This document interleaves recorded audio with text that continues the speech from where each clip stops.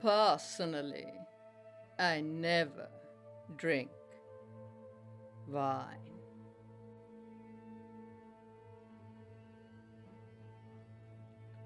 As we creep towards Halloween, the spookier monsters come up on the calendar. So today, I want to talk about vampires, their historical origins, their various incarnations, and how you can use them in your world. Welcome to another episode of Just in Time Worlds with your host, Marie Mullaney. If you enjoy this kind of content and you want to help me making more of it, you can hit my Ko-fi page down below, or you can buy my books available on Amazon.com. And thank you very much to all of my current supporters who do help enormously in making these videos easier. Okay, enough of that. Let's crack on. So how I'm going to approach today's video is I'm going to discuss the evolution of vampires from their historical origins to the point where we are today with how they appear to us as folklore monsters. So in the very far past, we have the Babylonian and Assyrian legends of Lilitu, who drinks the blood of babies to survive. Later, this becomes the Hebrew legend of Lilith and her daughters, the first wife of Adam. The Persians left behind written accounts of demonic creatures that feast on blood. The Greeks and the Romans told the stories of the Empecea, who fed on blood. So blood-sucking monsters come to us from everywhere in our past. But what's with a vampire? Why did that become the dominant bloodsucker? Vampires come to us from the Slavic region, and they were at first said to be spirits of the deceased people who returned to their decaying bodies. And they sustained themselves in that body, in that decaying, rotting body, by drinking blood. And they were called the Vampyre. They were unholy, unclean, rotting corpses. Nothing sexy about them at all. Now, these legends got mixed in with a real historical figure called Vlad Tepes, and it became one of those myths of he can return from the dead, or maybe he'll return from the dead when Transylvania really needs him, or there's a lot of legends about it, but basically it was believed that he became a vampire. Now, Vlad lived in Wallachia between 1431 and 1476, and he was the son of Vlad II Dracul, hence Dracula. Now, charmingly, Vlad III was called Vlad the Impaler, and his lands was between the Ottomans and Western Europe. And his lands were controlled by the Ottomans. He had to battle for his birthright, and he switched sides often between the West and the Ottomans, trying to essentially get his birthright, his lands free of control. And from these battles arose the rumors of atrocities. Legend holds it that he would impale people and then have dinner while those people were dying on spears next to his table. So it was really gruesome tales. And that eventually became mixed in with the tales of the vampire. But how did those legends then travel further west to the point where vampire is the dominant blood-sucking monster? That brings us to the contest between John William Polidori, Lord Byron, Mary Shelley, and Percy Shelley. Now, they had a contest, the four of them. Mary Shelley wrote Frankenstein, but John William Polidori wrote The Vampire. Now, the story of the vampire is that there's this guy called Aubrey who meets Lord Ruthven, and he has this friends at first sight moment with Lord Ruthven. So Aubrey and Ruthven travel through Europe together, but Aubrey ditches Ruthven in Greece after Ruthven seduces a maiden and all kinds of shenanigans. Aubrey falls in love with Ianthe in Greece, who is a maid in a tavern, and she tells him about vampires. She dies from a slit throat when Ruthven pitches up in Greece. But Aubrey's kind of oblivious, he doesn't put two and two together, and he and Ruthven make up their quarrel and continue further on their travels. Bandits attack them, Ruthven takes what looks like a mortal wound, and he requests that Aubrey makes a vow to him that he will not tell anyone about their travels for a year and a day. Aubrey makes this promise, and Ruthven laughs maniacally and dies. Aubrey returns to England, where he discovers that Ruthven is alive and well and living under a different name and is now courting Aubrey's sister. Aubrey wants to warn people and tell the world, but Ruthven reminds him of his oath and he can't break his oath. And so he's caught in this trap of his own making. And then eventually both Aubrey and his sister die after Ruthven slits her throat on the marriage night. And Ruthven vanishes into the darkness. And that was the first appearance of the more sexy vampire. Because Ruthven is definitely a villain. He is a bad guy. And the bad guy wins in the story.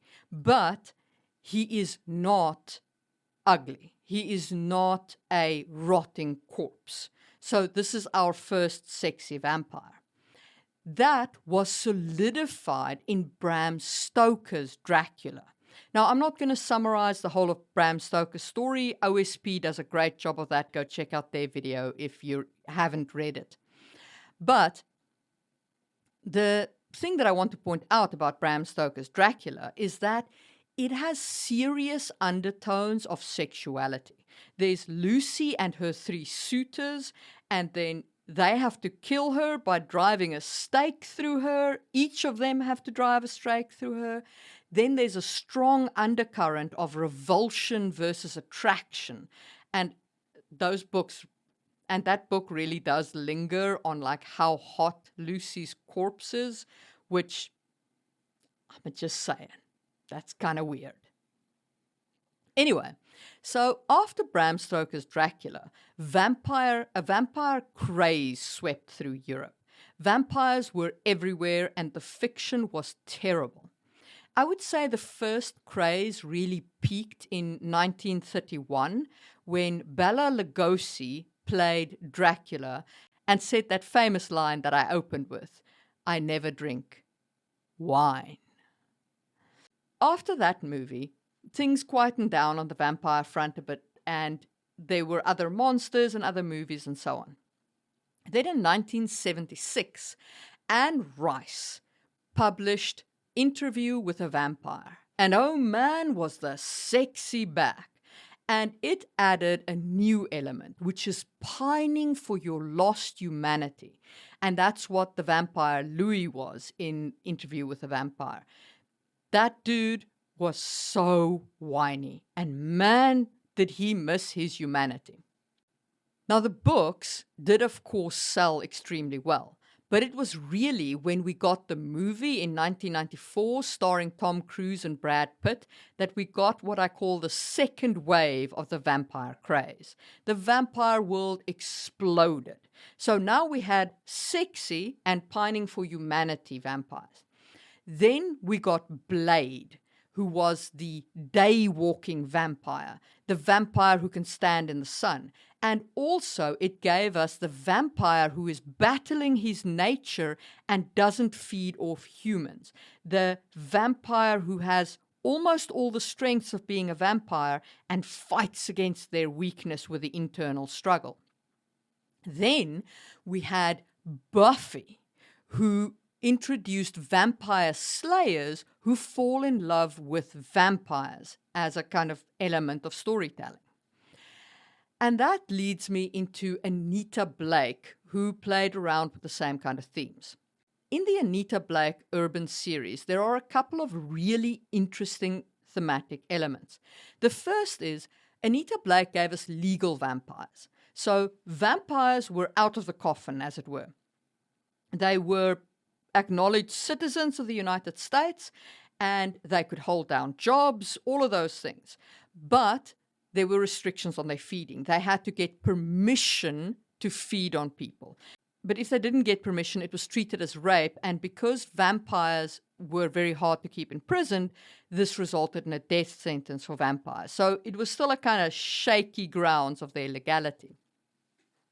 In the Anita Blake universe, vampires also couldn't eat animal blood, so they had to feed from humans. They didn't have any substitutes for it. Humans were their prey.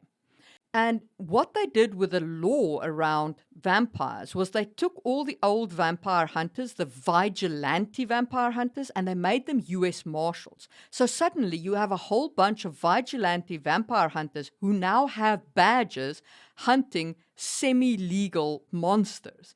It was a fascinating premise for the urban fantasy part of the story. I am going to say that you need to stop reading these books around book 7 or 8. Unfortunately, the author beyond that point went from telling a really interesting urban fantasy story in a really interesting urban fantasy world into softcore porn. I have no other way to describe it. So, if that's your thing, if you like softcore vampire porn, then read the whole series. If it's not your thing, if you want to enjoy the urban fantasy elements, stop reading around book 7 or 8. Anyway, so Anita Blake introduced us to legal vampires.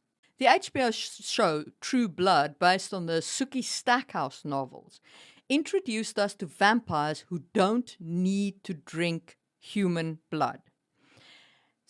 And it introduced us to vampires as the romantic lead. So again, the vampires were legal like they were with Anita Blake, but there was much less tension in the feeding element because they could drink the substance called true blood, which substituted for human blood. So they no longer had to feed on people. And that made them much more acceptable as a species to share the earth with. And then finally, that leads us to Twilight, where we have day-walking vampires who sparkle in the sun, who can drink animal blood so they're not tied to human blood, and they're very much a teen fantasy romantic lead. And if you enjoyed that exploration of how we went from unholy monster to sparkly vampire, hit the thumbs up button. And let's talk about 2 notable derivatives of vampire culture, at least 2 that I particularly enjoy. The first is Gemmell in the book Knights of Dark Renown. In this book, what I like is that the vampires are seeking to invade the world. And they lure the world's strongest defenders. They lure them in and turn them into vampires. And because of that thematic element, you get the whole temptation of power coming through and where the vampires come from and how they lure people into becoming like them. It becomes less about the sexual element of vampires and more about the power they offer, which I think is an unexplored thematic element.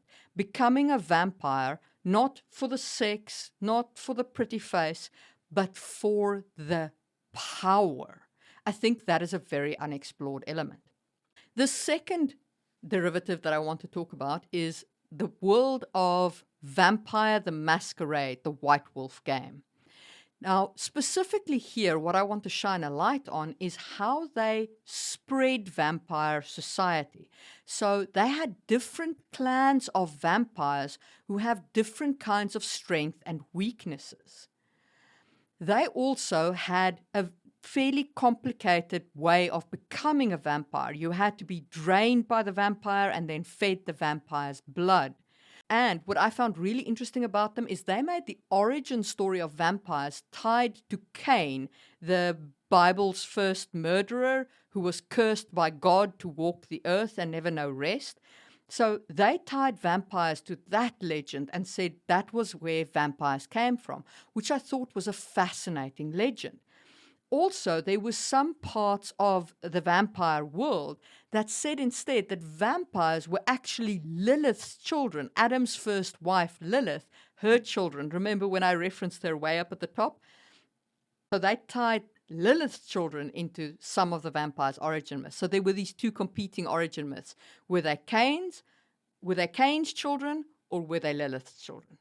Also, what I really liked about Vampire the Masquerade is that they introduced the concept of vampire generation. So vampires get weaker as the generations go by. And what I mean by generations is the further you are from Cain.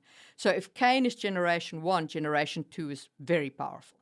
Generation 3 is slightly less powerful. Generation 4, generation 5, etc. Until you come to the player characters who are like generation 13, and while they have some power, they're not uber powerful.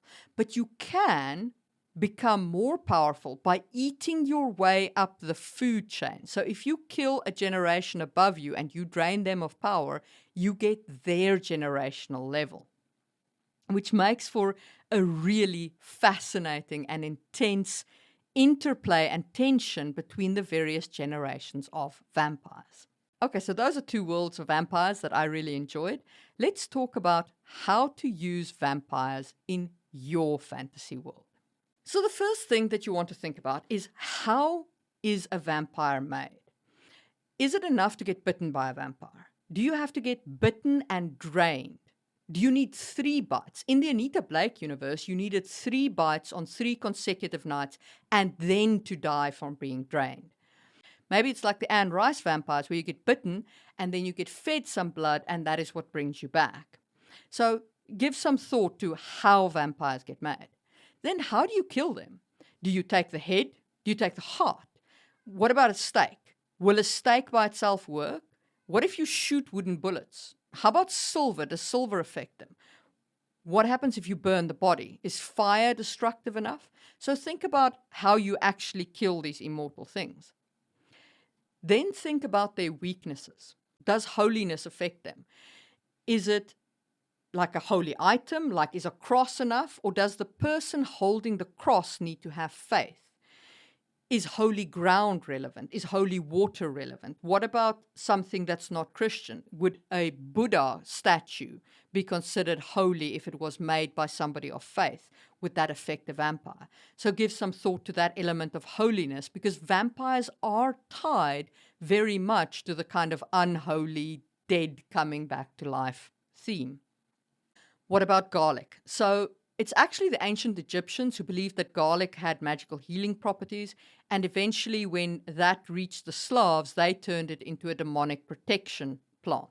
In your world, does garlic have any effect on demons or vampires or anything like that? What about sunlight? Can these guys walk around in the day, or do they sparkle, or can they walk around as long as they stay in shade, or do they need special skills? Like, what is the effect of sunlight? And then, is secrecy required?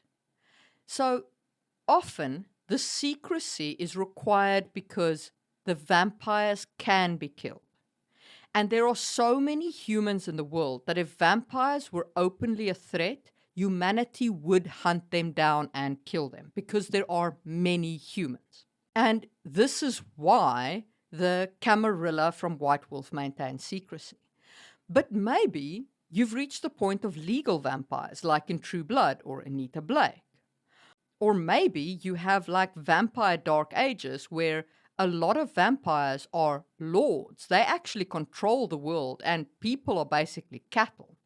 So think about what kind of secrecy is applied to the vampires. Is it open? Do they rule the world? Or is it a hidden world? Then in terms of vampiric strengths, are they physically stronger, faster? Can they shapeshift? Often vampires can shapeshift into bats or into wolves or such like. Do they have control over animals? Are they capable of hypnotizing people? Do they have a kind of blood magic like the Tremere from White Wolf? Can they vanish into shadows and have like illusion magic, and can they hide? Are they actually immortal? So will they never die? Does their skin sparkle because it is made out of marble? Did I miss anything? What do you think of using vampires in your world? Let me know in the comments below. And if you enjoyed this video, check out my video on how to make puppet master organizations in fantasy to go with your vampires in fantasy. And if you do want to connect around this topic or any others, I do have a Discord server linked down below, and I will see you soon for another episode of Just in Time World.